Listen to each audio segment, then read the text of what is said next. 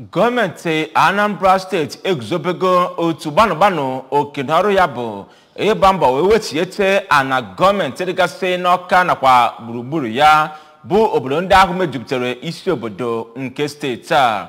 Ọ bụ kọmishọna okwu gbasara ana dị n'aka na steeti a, Ọkammụta Ọfọnze Amuchazi SAN bụ onye mere ka amata n'otu a ga-akwado akanati steeti a bụ Ọkammụta Chukwuma Soludo na ebumnobi ya ime ka isi obodo steeti a bụrụ ejiamatụ. Kachibụzọ Okoye kọtapụrụ gị akụkọ a.